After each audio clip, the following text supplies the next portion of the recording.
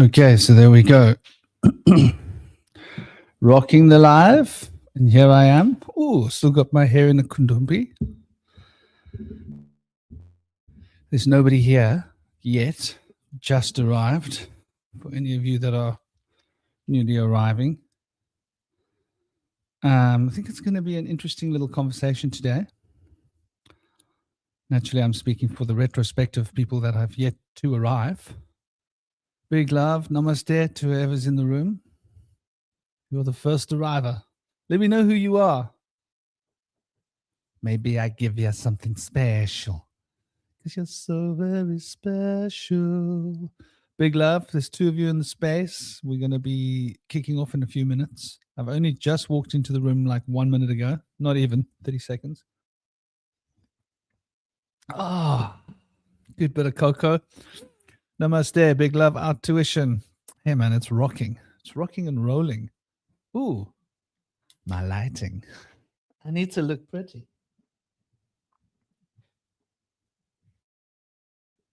Ooh. There we go. There's my pretty looking instruments. Things to make me look pretty. Huh? How's that for looking pretty? That's my cocoa that makes me feel pretty.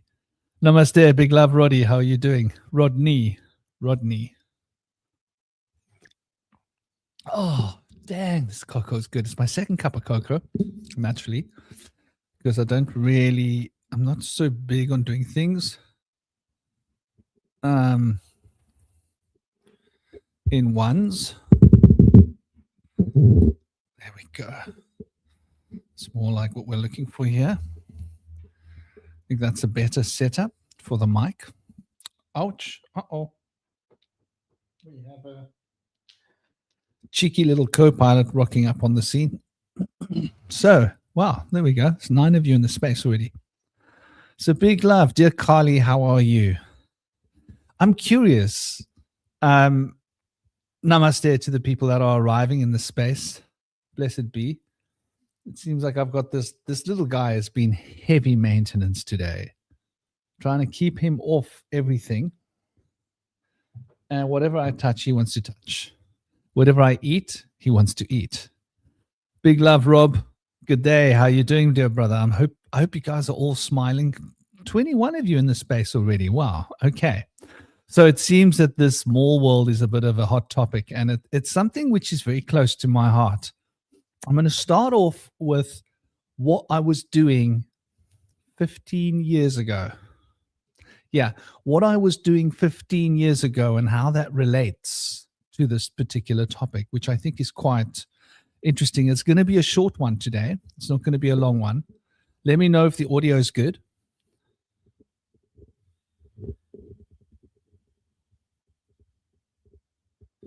That should be a good audio. Is that good? Let me check my people settings audio. So there we go. I'm talking with my audio. It seems to be working perfectly well. Yeah. So let me know if there's any issues with the audio, if it's at all clipping, if it's all 15 years ago, you were 1 year sober. Well, it was a good time 15 years ago, wasn't it? Gosh. It was a good time. It was a time of that was like on the tail end of Occupy, if you guys remember. 15 years ago is like going into 2012. Occupy was on big swing. I'd been doing a lot of activism work, and I'd dealt with a lot of occult forces as an activist. How's that for something to consider? Psychic, spiritual forces being used by them that confront activism. UBS Bank. They had the Magic Circle on the case. The Magic Circle is a group, it's a legal firm, but it's a lot more than a legal firm, as the name suggests. Big love, how are you doing? Hope you're well. Hope you're thriving. How do I say that? Piotr Kalinowski. Piotr Kalinowski. Is that right? Is that how it's said? Piotr Kalinowski. I don't know. I can't speak those languages. I wish I could. I'd love to be able to. That's just how my gut says to pronounce those syllables. So let me know if I said your name at all wrong, and tell me like where I can learn. Always up for learning when it comes to language. So yeah, this whole thing with the mall world. At that time, my experience of activism had really geared me in to just how the occult was being utilized. And I had been offering my services to Joanna Summerscales, who was working with I forget who. They were doing the Amash project and the Basis project. But the Amash project was specifically to help people that had been PSYOPed by the government. And they were based in the UK, working mostly with the MyLabs people, because MyLabs is the equivalent of PSYOP mind control military operations in England, connected obviously to MI5 and MI6, right? MI5 for the recruitment, MI6 for the implementation, because a lot of it's done off grid outside of the UK purview. It's basically MK Ultra, but the British version is called MyLabs. Anyway, I was offering my services to Joanna Summerscales and her partner at the time. Why can't I think of his name? He was an ex-radio person who used to work for BBC. And basically, yeah, to help people with PSYOP issues, the psychic phenomenon. And so I was brushing up against these people. I was attracting them out of the woodwork. And I mean, I would go and sit next to someone in a park and I would pick up, through my senses, that there's something going on with this one. And, it's true as Bob. They'd take me home and show me their NHS documents, military documents, discharge forms, freedom of information applications, what they were given, national security blackout, that kind of thing. And I had noticed that there was quite a lot of people experiencing this underground bases, military installation, like underground cities that were like underground bases, right? So now there's a lot of people that are experiencing what they are considering to be underground, built-in shopping malls. And here I'm going to share some ideas. I once was projectile vomiting Free Palestine after trying to channel a world peace meditation. Yep. Yeah. It's been right. Makes sense, Carly. You are particularly sensitive. Your ESP is bubbling. So anyway, these dreams people were having. Now I'll bump this back. I was working with a lot of people that were activists that were being attacked psionically at the time, right? Because they nicknamed me Gandalf because I was the father of a movement, right? And I had my little stick that I was hobbling around with because I'd actually twisted my ankle back to front on the roof. And I was responsible for a lot of what was happening in terms of activism, in terms of taking big corporations to court, actually literally taking them to court, right? Not just, and organizing protests on the streets and getting venues and getting big movements of people together and acting as a hub to bring together lots of people. And I was doing a lot of like talking. I was doing a lot of speaking at Occupy and at every different rally that there was, and traveling all around England, the UK to go and collaborate with different groups of activists, bring them together as hubs and connect their hub to our hub as a central HQ where we were based, and we were the only group that were legitimately based. And by legitimately based, I mean we weren't on the street like Occupy. I was helping Occupy, but we were the bank of ideas, and it was all about the bank of ideas. We were looking for solutions. And so I had a lot of huge networks of people that were coming to me, and a lot of them were getting, very disturbing dreams. And I noticed this pattern that a lot of people were having the same dreams. And they were very much based upon what seemed like underground facilities. And there's a very powerful parallel here with the Moor world.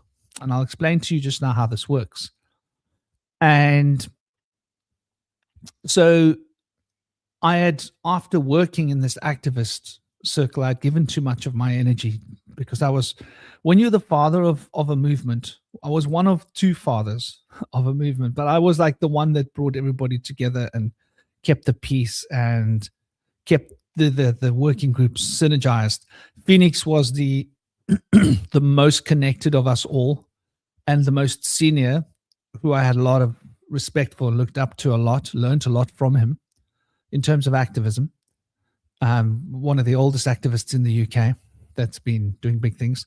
And there was another guy, a younger guy, Chris, who was with us, who was really a good guy. I had a lot of love and respect for him. He was a really humble, beautiful soul. And so the three of us became like the trinity of the movement. You always need three people because it's anarchism, right? And anarchism can't have a structure with a leader per se. There has to be always three of you, right? Because it keeps the balance. Because there can't just be two of you that are just aligned with one idea, acting as one. There's always going to be three. And when there's three of you as a dynamic, there's going to be a shift. You're not always going to agree on everything, which is useful, and it keeps it real. So anyway, when you've got hundreds of anarchists that are part of your movement, you are under constant scrutiny, right? Are you becoming like them? You know, the 1% that we're fighting against. And so working with a lot of these people one-to-one, because I'm a shaman, I wasn't working my career. I'd put my career on pause, but I was using my skills to help people that were being under attack, psychic and spiritual attack, which was common. And the dreams was a massive part of what was happening. After me leaving the movement, I had a bit of malnutrition because I had basically not been eating. I'd been fasting for long periods of time. I'd just been working. I had to maintain a psychic perimeter around the buildings we were in, because literally they were spelling us. If I left the building for 24 hours or 36 hours, I would come back and the sigils would be all over the walls. I'd have to have the walls repainted, cleaned, and I'd have to do a full purification, like dedicate all my energy towards it. It was hard work. In order to keep the peace in the space, to keep the synergy of brotherhood and sisterhood together. So anyway, after that movement, I ended up getting connected with a girlfriend, someone I was very close to, was very in love with her. And she was an amazing artist, very psychically and spiritually gifted as well, naturally. All the women I've ever been with are very profoundly spiritually and psychically gifted. It's just been the way that my synergy works life. It's the kind of woman I connect with. And, harmonic resonance and all. So she had been suffering for a long time with abduction and all sorts of things.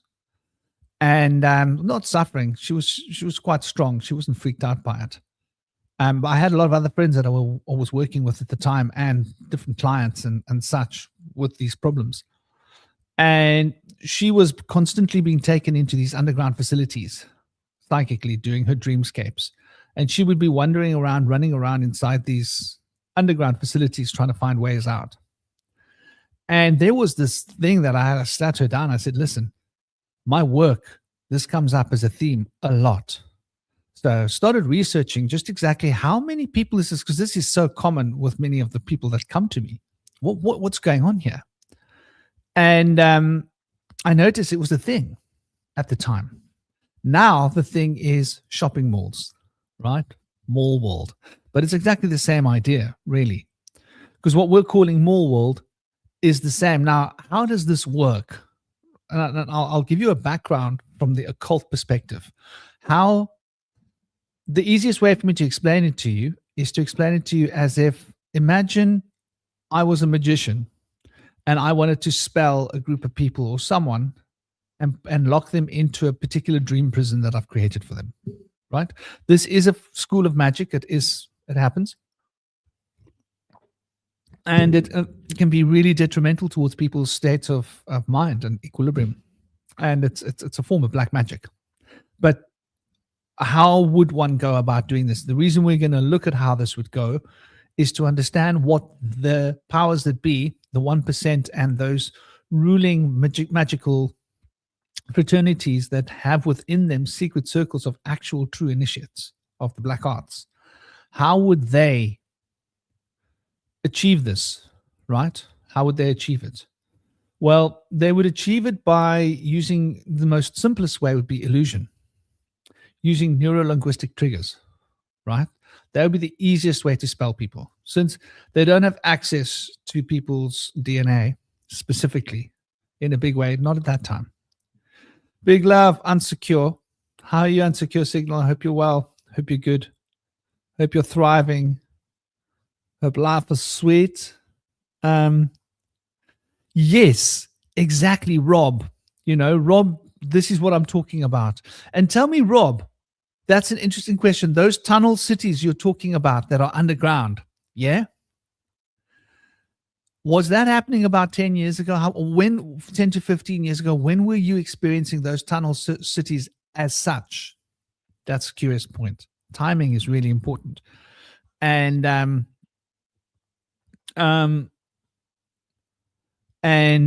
you, Secure Signal, were you also in those?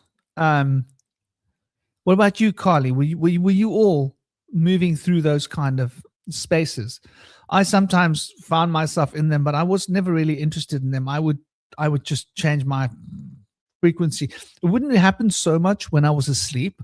It would happen more when I'm awake.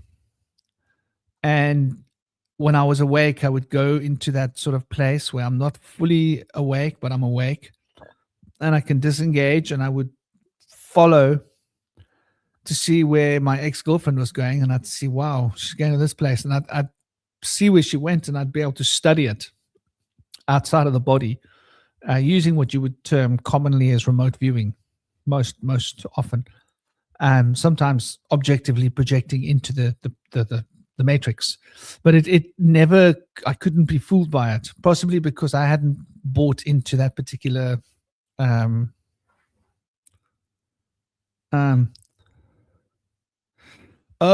physically into them.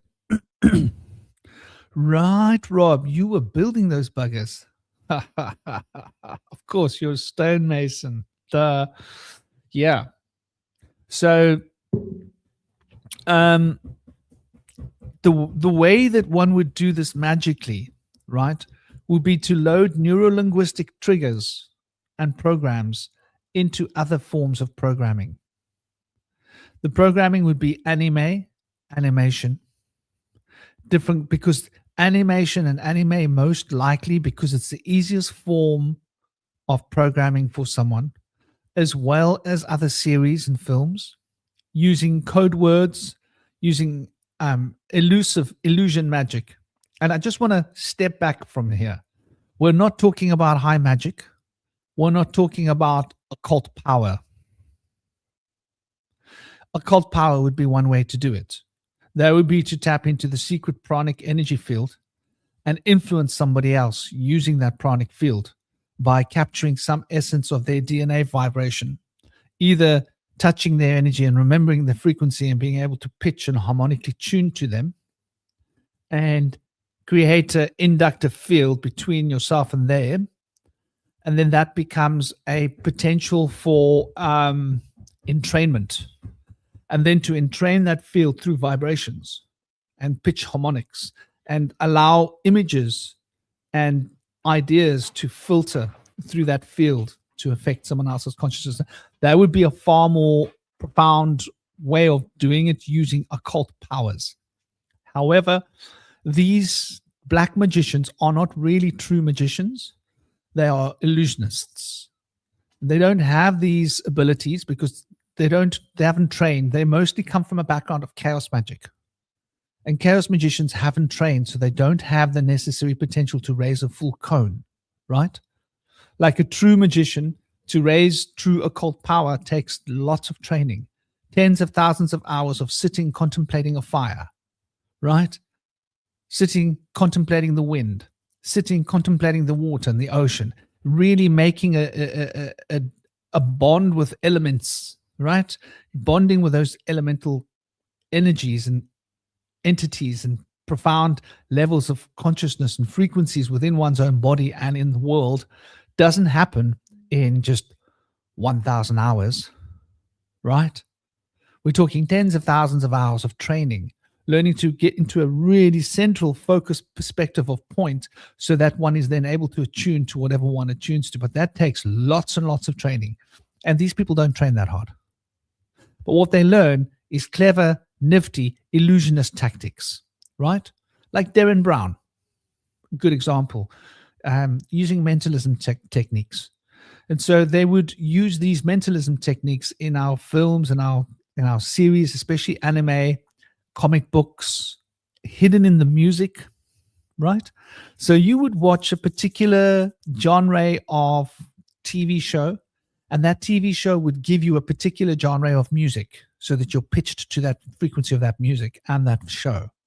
And there would be unconscious suggestions within that of certain kinds of comics, certain kinds of things. So you would get a narrative sculpted for you by what you feed your mind in terms of entertainment. And this would then grow. It would grow into you, grow onto you, until you're listening to that music that's giving you that subliminal message, reading that comic that's giving you that subliminal message, watching that film that gives you that subliminal message, watching this anime that gives you that subliminal message, and playing that computer game that gives you this. And they would all be in a particular genre because advertising is like this. They advertise A when they advertise D, when they advertise M and R. So you unconsciously make a connection between those different letters because you see them together. And then they start flooding you with one, then the other, until you start to appreciate A and M and R and D. And next thing, you're following all of those genres and you're getting all of that unconscious programming of NLP into your psyche using sound code, using unconscious programmed triggers within the media that you're watching and the games that you're playing. And so they would lock people in, fill the gap. Yeah. They would lock people into a frequency where they are able to engage with them in their dreams. They would then have psychotronic technology and abductions. Yes, I said it right, ladies and gentlemen. Abductions. They would have physical abductions and they would have psychic abductions. They would have specially formulated drugs that will be disseminated to people on dance floors that have been made by alchemists in particular ways and pitched with particular vibrational fields that are pitched to some people that are actually true black magicians. These are not just the illusionists that I'm talking about. These are the ones that can wield occult forces. These would then conduct ceremonies to entrain the groups of people on those drugs, on the dance floors, with the music that's feeding you that unconscious information while you're watching the content and getting in.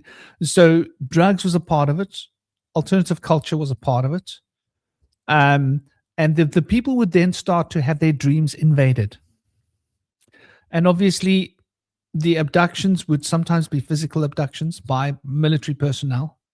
And they don't only work alone, they work with off-world beings. This might be a lot to take in, people, but it is what it is. And these people, let me give you an example of how it works. One night, they were trying to entrain us in the house where we were living.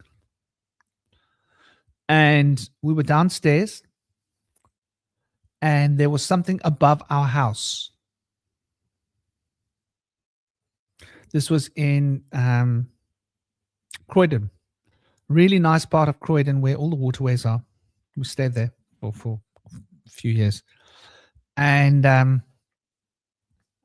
there was something above our house in a big cloud. I saw it afterwards. There was a lot of light coming out of that cloud. And it was making the sound like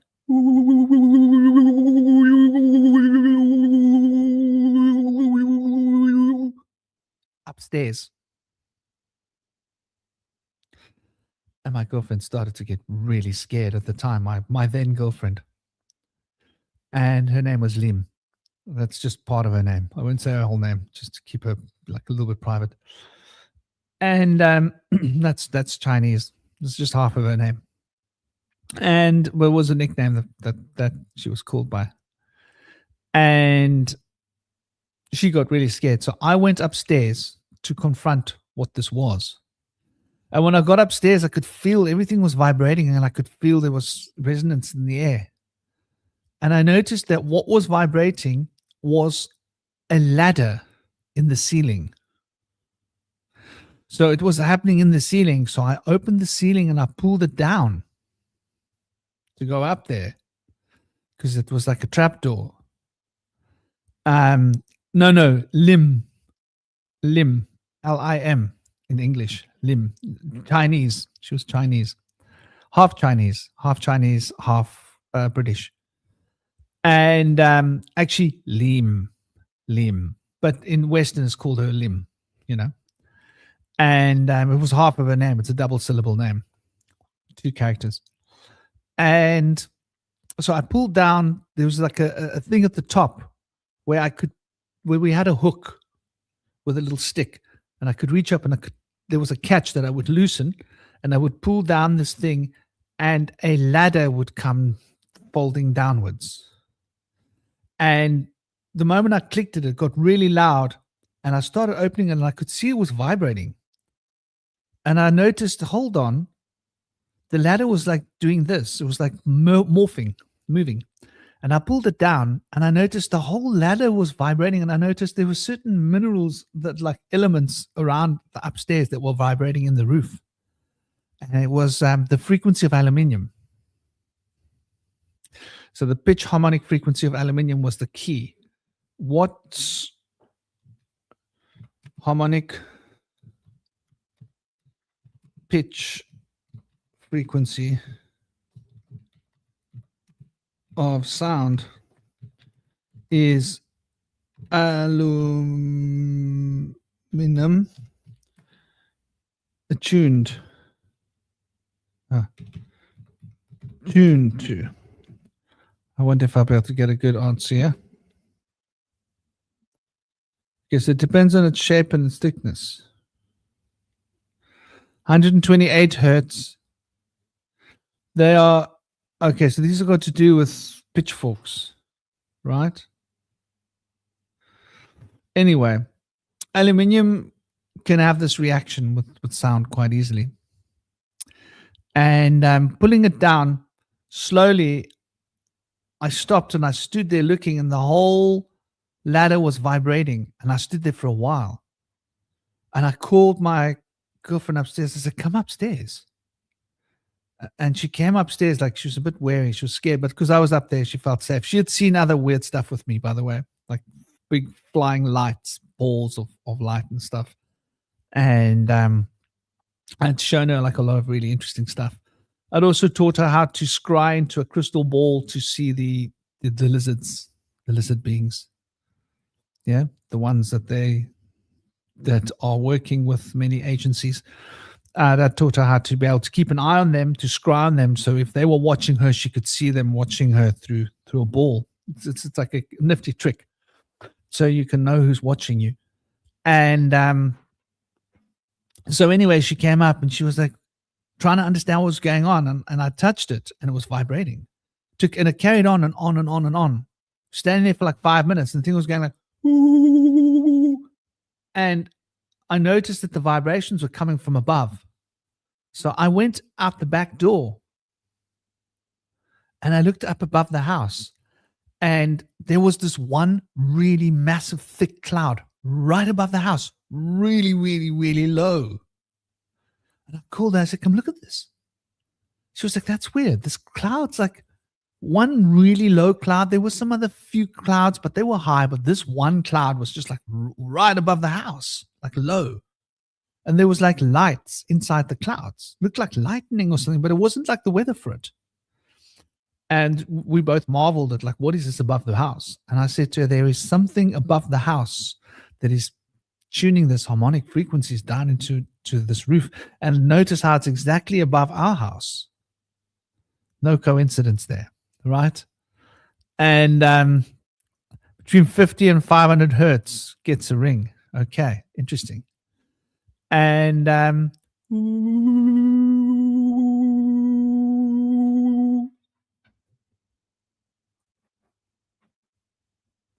I almost want to say it's like in the B range, hovering and moving between A and B, right? Around that kind of frequency, A sharp, B, right? Maybe even touching onto not quite C, but anyway, those were the frequencies that I seem to remember. It's been a long time. We're talking about more than, what are we talking about? 15 years? Almost 15 years at that point. But like I'd been researching this prior to that, like with clients and stuff.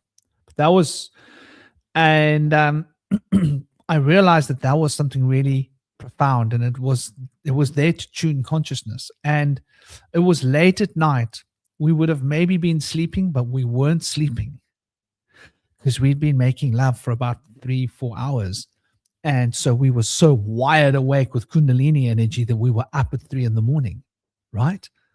Because instead of going to bed, we made love from like 10 p.m. until 2 a.m. And we went downstairs and we were having a spliff, right? And a snack, because we were both like tired. And our Kundalini was so fired up with energy. It was intense. Like you couldn't sleep because there was just too much energy and vibration everywhere.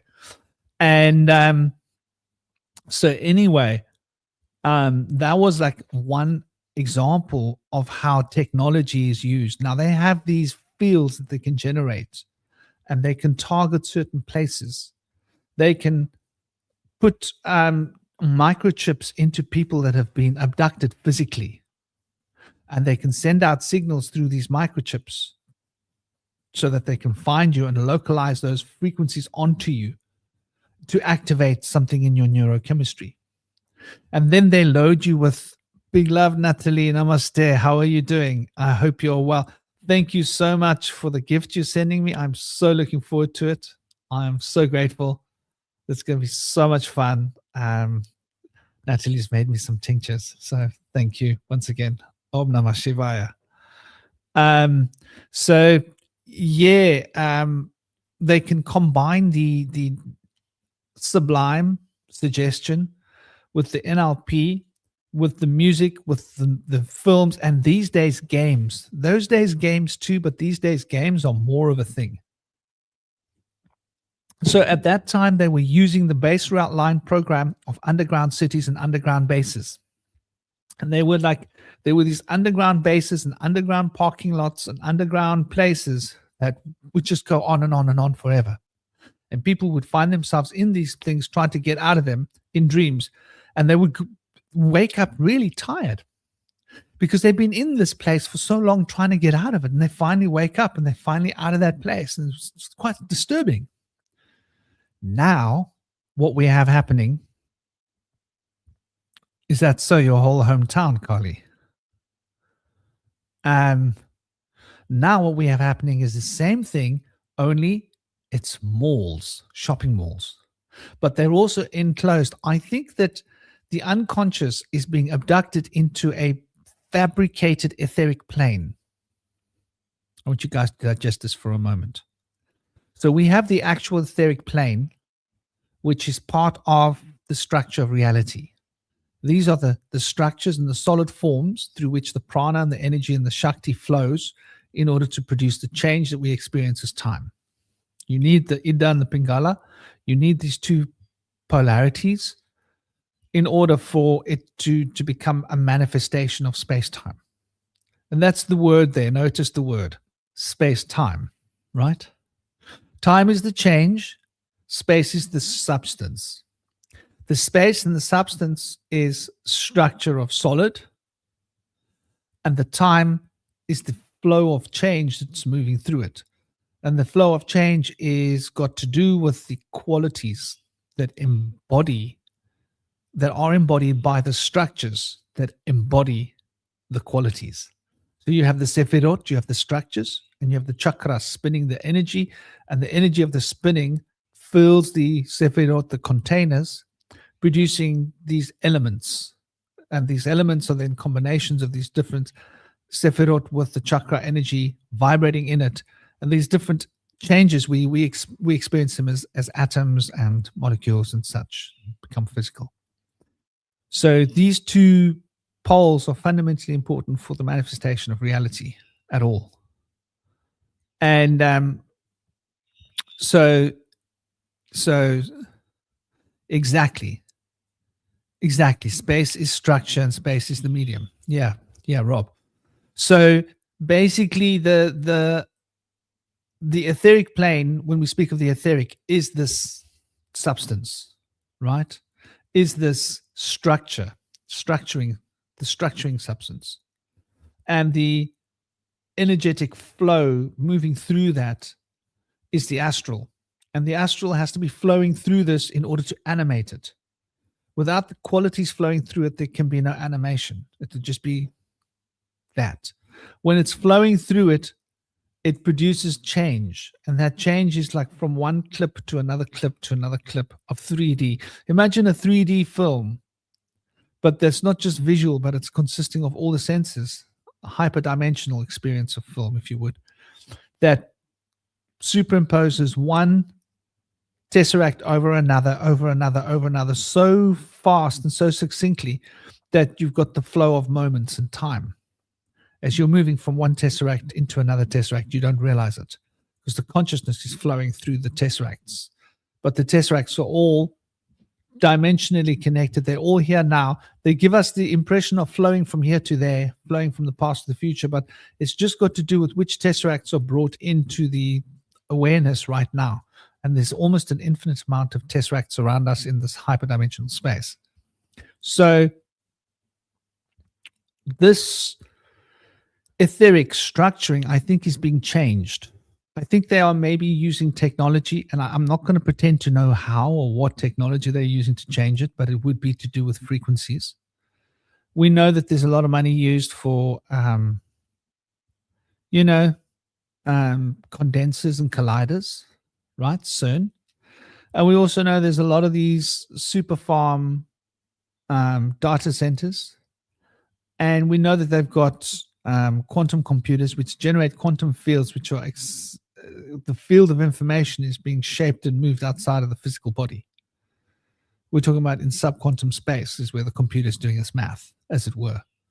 So that can then affect the subquantum fields and possibly change it depending upon what code we're running through the system. So it makes them extremely dangerous, which is why we don't have access to them. And as well as that, we've also got a lot of beings that have been able to manifest certain potentials and powers and abilities. And this is being added to it from the other side, as it were. So there's a synergy of beings and people on this plane that are shaping, using the frequencies, using technology, and using the consciousness of people that is being molded by the neuro-linguistic programming and the manipulation, which is essentially wizardry. It's a form of witchcraft, right? If you think of what hypnosis is witchcraft. It's a form of witchcraft. It's a form of magic.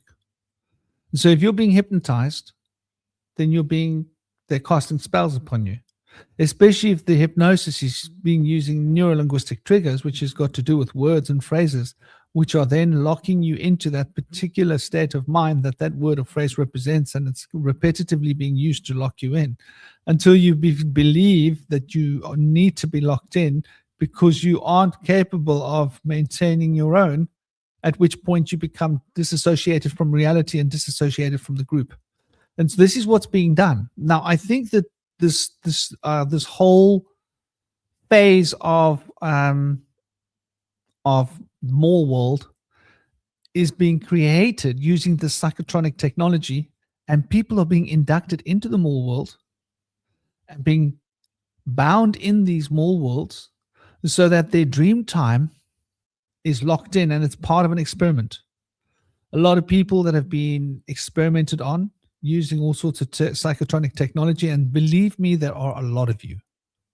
You might not realize how common it is. There are stories. Listen to this funny story. Okay, this is a funny one. There is a story of somebody that woke up wearing somebody else's clothes. I want you to digest this. There's a lot of these stories out there, but there's some that are better known than others. And there were two women that met at a UFO conference in the US. And both of them were there because they felt they had been abducted.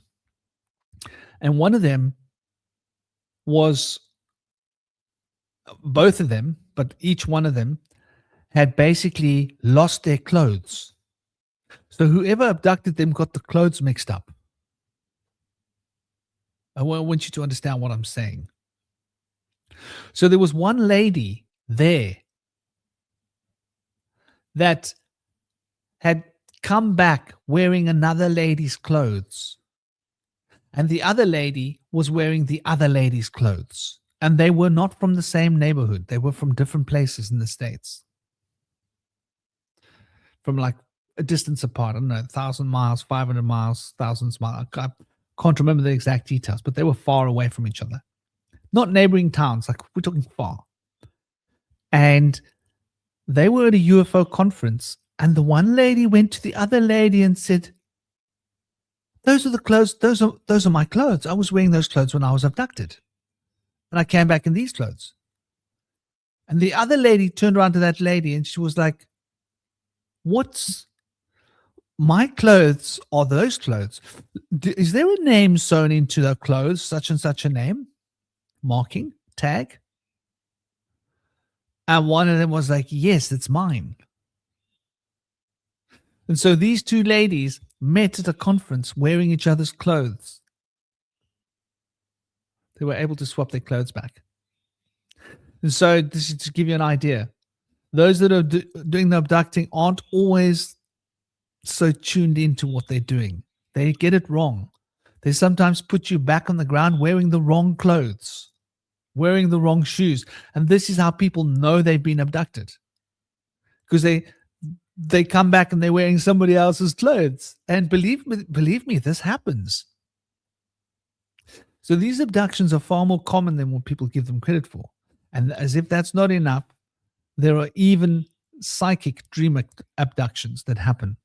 People that have natural ESP potential can be abducted in dream time using psychotronic technology by other beings that work in conjunction.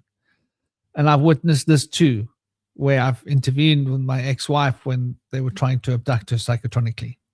Like it's a kind of a mental astral abduction, literally. So yeah, this is a thing that happens.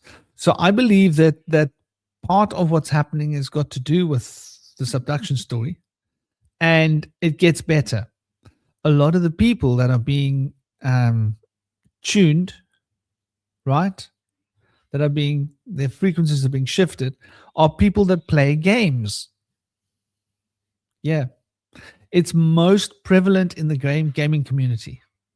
There's certain games that people play, and if they play those games, they're more likely to end up dreaming that they're in dream world. Yeah. Namaste, Darlene. How are you? I hope you're well. I hope you're having an absolutely great day. So yeah, the mall world exists in dream world. Now, there are tens of thousands of people in the US alone that are dreaming in dream world. Around the world, there are hundreds of thousands of people reporting that they are experiencing dream worlds, which are mall worlds. There are groups of people that have connected on the internet, and They are having the same perceptions and the same experiences in dreams. And the malls that they're experiencing look the same, even though they might be 10,000 or 3,000 miles apart. And so people have started mapping these mall worlds, and they've started drawing maps. And there are airports down there. There's a common theme. Airports. Some of the malls have indoor amusement parks. Some of them have an indoor exit point that goes straight into the sea. They got the beach there. So these mall worlds are quite extensive, and some of them are endless toilet worlds where they're reaching like toilets, or endless food courts where there's just food courts and food courts and food courts, and they go through and through. And that would not be, a very well, let's just put it this way. Like, how do you even make this stuff up, right? What are the likelihood of a whole lot of people dreaming about a place, and when they start comparing notes, it's the same, and they can actually go and meet each other in this world? And they do, and they journey together through these mall worlds, trying to find ways out. And the landmarks are consistent. So people find themselves back in the same dream world, but it's a massive world that goes on and on and on, and you could be in different places in that world. But extensively, a lot of the dream worlds related to this world people have been mapping them out. So it's very fascinating and interesting, the extent to how many people are having these experiences, and the reports that are coming out from these people are all very similar. Now, I can speak in terms of experiencing out of the body very much. And our unconscious, before we've learned how to consciously project into the etheric plane pure consciousness, our unconscious is going to sculpt and try to write up the software of our experience so that it matches things that we know in the physical world. And so why are these redundant dream worlds that are being used? There's endless speculation by people, right? But at the same time, there's also a fundamental shift that's happening within everybody. And I do get the sense that this shift has got to do with us being able to recognize things, maybe not specifically specifically this reality of this dream world, but to recognize aspects within ourselves of the consciousness field, and then pin that to experiences or neurolinguistic images, or images within certain anime or within certain cartoons or comics or films that have been carefully planted into our unconscious for us to unravel and unfigure on a psychological plane, and then be able to literally plant into it this elemental consciousness. So yeah, there's a lot going on with these mall worlds, and it's not just psychological. They want to explain it in terms of pure psychology, in the same way that people want to explain something in a nice two-dimensional explanation, where all the answers are nice and carefully crafted, and it's all really simple, and everything fits in, and everything still has a place. But in truth, I don't see that being the reality personally. I see people being lost spiritually, and because they're being spiritually lost, they're being manipulated through magic, being manipulated through witchcraft techniques that are hidden in our social media, that are basically locking us into these places where they can get hold of us and start to manipulate our perception, because it's like a softening up place, right? I don't think the mall world acts like a conscientious space. I think it's a paradigm that is upheld by the group mind, and it's been carefully crafted and sculpted. So anyway, that's what I wanted to share with you guys about this place. What do you guys think? Let's take a look at the comments.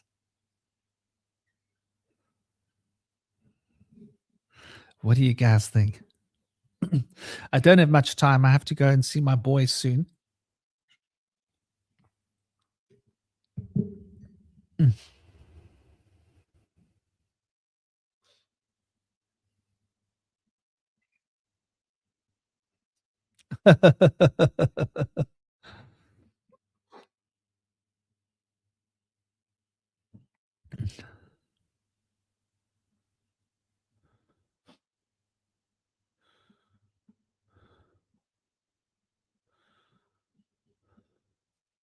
Yeah, very often when psychotronic technology is being used, it affects other technology. That's an interesting point. Something I've observed and noticed. I've had a lot of run-ins with psychotronic technology, with other beings and beings that can use psychotronic technologies, and it's interesting how it seems to relate to what's happening to our other sort of energies and how this sort of affects our consciousness. I do think, though, that there's a lot to be considered. There's a lot to be understood when we look at this. And there's a lot to be taken into account to understand the very nature of the quantum field and the electricity and the magnetism that runs through the quantum field. Gives us an insight to be able to hold within our hearts the specific knowledge that is required for us to be able to reach a polarizing state, or a state of balance and harmony that is keeping each of the polarities in check to form a natural and, to be honest, rather beautiful reflection within. And instead of us experiencing like these horrible Moor worlds, we could be in our dream state, sitting in front of the most beautiful trees. And that would have like a very different effect on our vibrational fields. So that's what I wanted to share with you guys.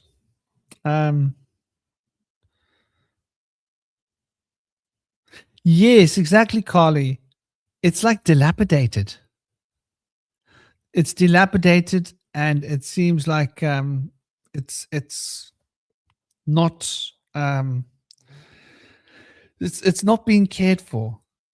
That's the first thing you notice, and I think that's by design, because that way you can't notice the glitches, the imperfections. If you add a lot of imperfections into a piece of software, into an image, then you won't notice the inherent imperfections, because they'll be hidden in an ocean of other imperfections. I think that's really what we are dealing with here. And I get a strong sense that that's probably why we have not seen or heard much more. But yeah, we're running up to the hour point now. I'm going to be signing off in the next few minutes. I just thought, if there's any questions, if anybody's got any questions, fire away. Anything you want to say, now's your chance. I'll take a look in the comments and see if I see any.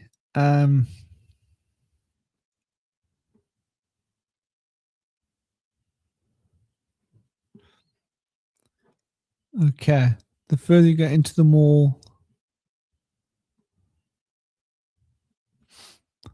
I would also say, whoops, knocking that. AI is a big part of this, right? I think the more has been constructed by AI. And I wonder whether the technology in our bodies with relation to COVID is part of this, because our eyes and our ears could be the fundamental pieces. Does it make sense? The pieces that keep you human, the pieces that stop you from being just, an AI bot, if you will. And we see how many people are being programmed to think like bots and to behave like bots, and to lose their natural compassion and their empathy, and not to behave in the humane way. And our food has been turned into inhumane. Our behavior, our our media that we're being shown is not humane anymore. There's a lot of narcissism and cruelty being spread. And apparently these people were much more common to meet up with, right?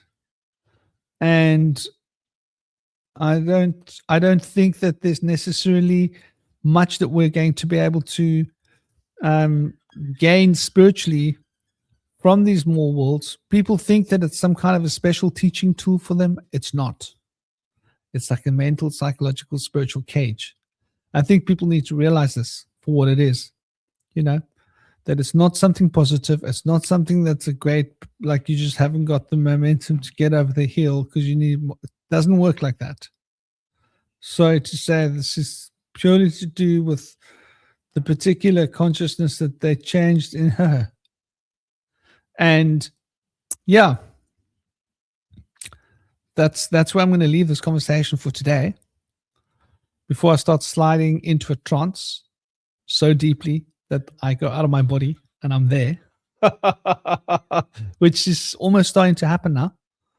And I'm seeing a female consciousness that's being used as a vehicle. So there must be a high priestess that is being used in particular places that's being part of the initiation, bringing people into the fold, and a group of wizards around her that focus that energy. And this could be what's pulling people. And I notice as well, like the buttons, for example. Yeah.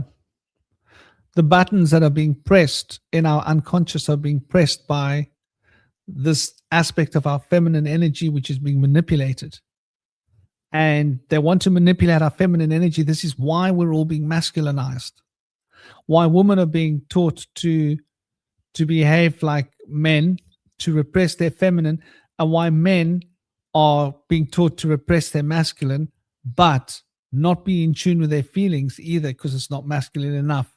So they create this dissidence between the sexes, and it opens everybody up to becoming in tune with being affected by the feminine energy, which are the feelings and the emotions and the unconscious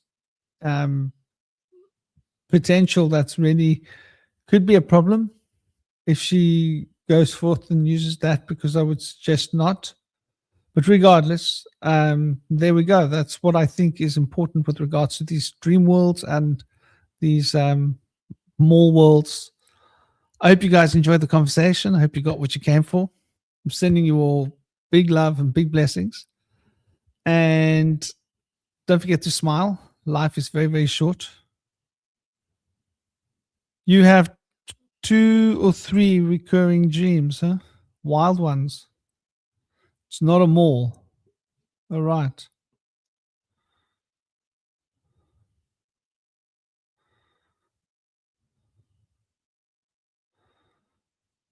Hello, Tracy. Sending you much love, big blessings. I hope you're good.